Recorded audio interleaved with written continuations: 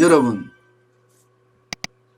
김광두 이러면요, 제이노믹스라고 이야기하나요?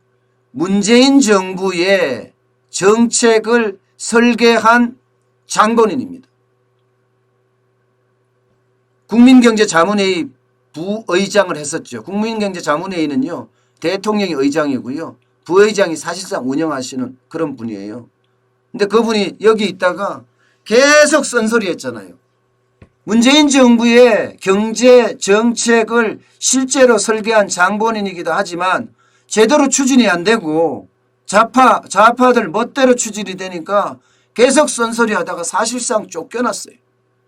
이분이 김광두 국가미래연구원장입니다. 지금은 국가미래연구원장을 맡고 있으면서 조목조목 문재인 정부가 하는 경제정책에 대해서 계속 쓴소리를 하고 있습니다. 오죽했으면 이 정책을 위반한 당사자가 쓴소리를 하겠습니까? 쓴소리. 비판을 한다는 얘기예요. 저는요, 이게 아마 문재인 정부가 잘못되고 있다는 바로 그 증표가 아닌가 싶어요. 김광두 국가미래연구원장은요, 요즘 뭐 연일 이야기하고 있습니다. 핵심 내용이 뭔가 하면요, 아니 시장은 경쟁이다. 그런데 경쟁을 무시한다. 경쟁을 무시하고 결과의 평등만 주장을 하는데, 결과의 평등을 주장을 하면 이거야말로 베네수엘라로 가는 지름길이 아니냐, 포퓰리즘의 극단이 아니냐, 아르헨티나로 가는 그런 첩경이 아니냐, 이렇게까지 그냥 계속 이야기하고 있어요. 기업의 자유로운 활동은 막고, 그러면 기업의 자유로운 활동을 맞으면 일자리는 점점 줄어들어요. 임금도 분명히 낮아집니다. 일자리가 줄어드는데 임금이 안 낮아진다고요? 경제가 꼬꾸라지는데? 지금 진짜 경제 전체에는 김광두 원장이 입으로 흠한 말은 안 했지만 여기에는 미친 짓이라는 그런 단어도 포함되고 있다고 봅니다. 자, 베네수엘라 작년에 물가 상승률 얼마인지 아세요? 9,586%입니다. 9,586%. 성장률 전망치 마이너스 35%예요. 여기 어떻겠습니까?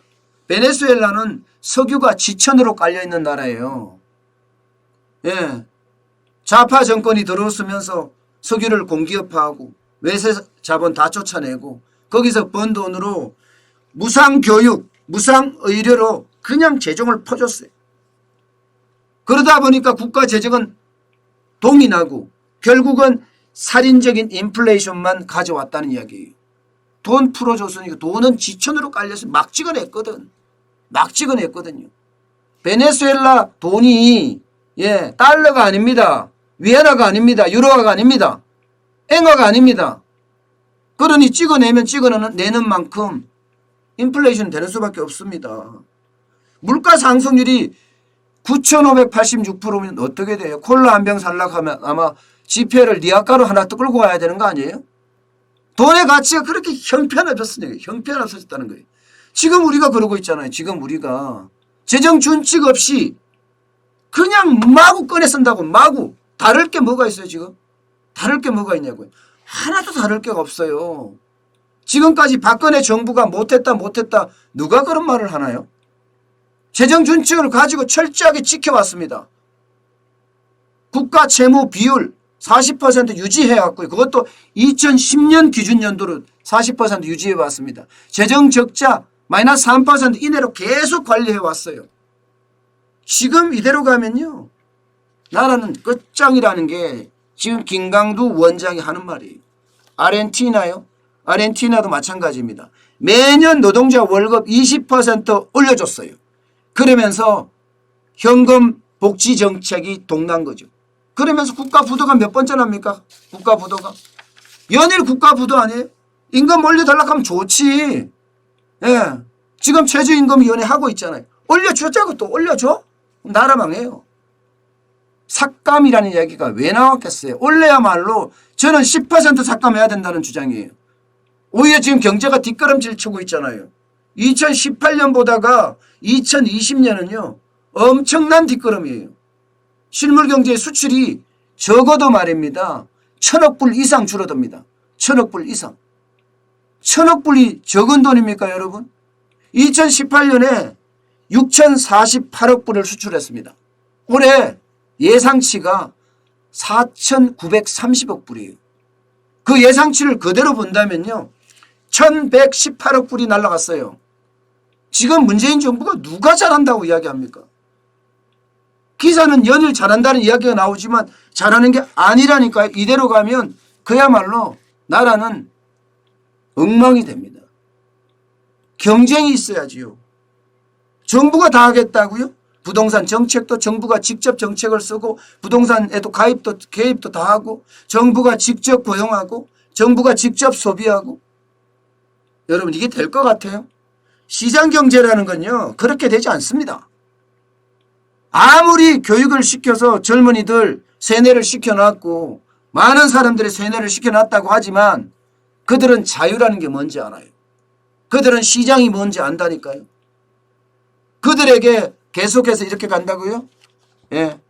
지금처럼 부동산 정책을 저렇게 편다고요? 얼쑤. 절대로 예. 젊은이들이 가만히 있지 않아요. 결과의 평등? 보기는 좋죠. 보기는. 그런데 그러면 안 되는 거 알잖아요. 여러분 문재인 대통령이 취임사에서 뭐라고 했습니까? 기회는 평등해야 된다. 과정은 공정해야 된다. 결과는요. 정의로워야 된다. 이렇게 이야기했잖아요. 그런데 지금 기회가 평등한가요? 과정이 공정한가요? 결과가 정의로운가요? 아니 비정규직의 정규직화를 보세요. 다 틀렸어요. 그 말이. 부동산 보세요. 다 틀렸어요. 제가 답답하게 생각하는 게 그런 겁니다. 결과의 평등이 중요한 게 아닙니다. 분명히 경쟁이 있어야 돼요. 경쟁이 있어야 되고 거기에 차이가 나야 됩니다. 그래야지만이 성장이 있는 겁니다. 평등하면 누가 일합니까? 지금 김광두 위원장도 그렇게 계속 이야기하고 있어요. 자, 이대로 가잖아요. 올해 만약에 국가 부채 비율, 채무 비율이 50%가 넘는다. 이렇게 되면요. 외국계 투자자들이 가만히 안 있을 가능성도 굉장히 큽니다. 헤지펀드, 사모펀드 이런 당사자들 보세요. 한국에 투자하고 있거든요. 펀드들이. 우리도 펀드를 만들어서 외국 가서 많이 투자했지만 해외의 펀드들도 국내에 많이 투자하거든요. 예. 그래서 만약에 국가 채무 비율이 50% 넘어 그러면 사실상 이 투자자들조차도 사모펀드들조차도 한국 재평가하겠다 이렇게 이야기했습니다. 외국인 투자자들이 한국에 투자하는 이유는 두 가지, 딱 두 가지. 다 필요 없어요. 다 필요 없어요. 하나, 재정 건전성이 튼튼하다. 둘, 대한민국 수출을 잘한다. 이 두 가지입니다. 그렇기 때문에 투자하면 돈을 번다. 이게 결과입니다. 그런데 재정 망가져, 수출 망가져. 그러면 국가 신인도는요. 당연히 떨어질 수밖에요. 국가 부채 비율이 이렇게 늘어나면요. 떨어질 수밖에 없습니다. 어떤 이들은 이런 말해요. 아니 외환 보유고가 4,100억 불이 넘는데 무슨 이야기냐. 천만의 말씀이에요. 천만의 말씀이에요. 4,100억 불요. 한 방에 나가 떨어져요. 예. 외환위기 여보세요. 그거 돈 쓸 것도 별로 없어요. 4,100억 불 된다고 하지만 실제로 돈 쓸 게 아마 500억 불, 600억 불 정도밖에 안 될 거예요. 왜냐하면 이게 외환 보유고도 전 세계에다 투자를 해놨을 거 아니에요. 전 세계 국채에다가 투자도 해놓고요. 전 세계 펀드에다가도 사실 투자를 해놨단 말입니다. 그러면 펀드도 만기가 있고 그죠? 예. 그 다음에 국채도 만기가 있습니다. 그럼 만기가 돼야지 그걸 다시 받을 수 있는 건데 못 받잖아요. 실제 가용할 수 있는 4천억 불 중에 돈은 500억 불, 600억 불, 많아야 700억 불이에요. 많아야 700억 불. 그러면 어떻게 되겠습니까? 그러면 외환위기가 당장 오면 꼼짝 못하고 당할 수밖에 없어요. 결국은 지금처럼 계속 기업을 옥죄잖아요. 옥죄면 어쩔 수 없이 기업은요. 계속 줄어들 수밖에 없어요. 뭐가? 영업이익이 줄어듭니다. 영업이익이 줄어들면 일자리 줄어듭니다. 결국에는요. 임금도 낮아질 가능성도 있어요. 낮아질 가능성. 코로나19 때문에 100만 개 일자리 사라졌어요. 이 3월, 4월, 5월 이 석 달 만에 말입니다.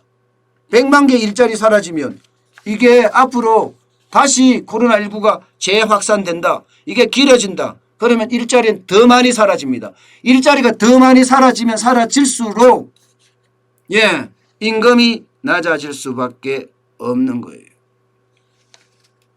이렇게 임금이 낮아지면 어떻게 되겠습니까? 결국은요. 임금이 낮아지면서 구조조정 들어갑니다. 그렇기 때문에 제가 여러 번 말씀드렸어요. 김강두 위원장도 지금 원장도 똑같이 이야기를 해요. 규제 혁파, 노동시장 유연화 이런 얘기 계속합니다. 그래야지 일자리가 더 만들어진다고. 그런데 일자리가 더 만들어질 기미는 전혀 안 보이죠.